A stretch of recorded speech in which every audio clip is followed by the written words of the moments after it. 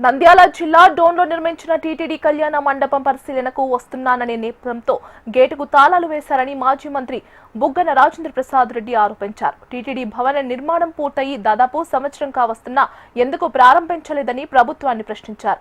కూటమి ప్రభుత్వం అధికారంలోకి వచ్చాక డోన్లో కనీసం ₹1,00,000 అభివృద్ధి కూడా జరగలేదని మాజీ మంత్రి బుగ్గన రాజేంద్రనాథ్ ఆరోపించారు. తిరుపతి దేవస్థానం వారు కట్టిన కళ్యాణ మండపాన్ని సందర్శించడానికి రావడం జరిగిందనమాట. తమాష తెలిసిన మీకు, అసలు ప్రజలందరూ కూడా చూడలేదు. ఇది ఎక్కడ ఉండదు, తాళాలు వేసే సంస్కృతి.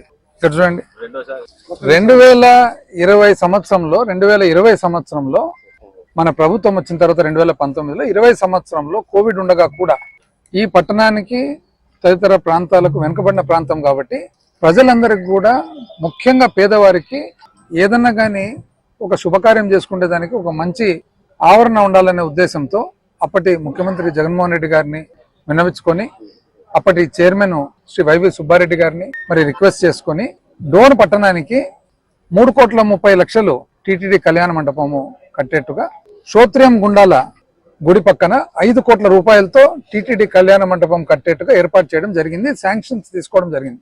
2020లో వేణుగోపాల స్వామి గుడికి సంబంధించిన 2 ఎకరాల భూమిని కేటాయించి డోన్లో ఉనూల్పాడు గ్రామ పరిధిలో, అదేవిధంగా లక్ష్మీ చెన్నకేశ్వర స్వామి గుడి సంబంధించిన భూమి, గుడి పక్కలో ఉన్న భూమిని గుండాల గ్రామంలో కేటాయించడం జరిగింది. 2022, 23లో 23, 24లో కన్స్ట్రక్షన్ స్టార్ట్ చేయడం జరిగింది.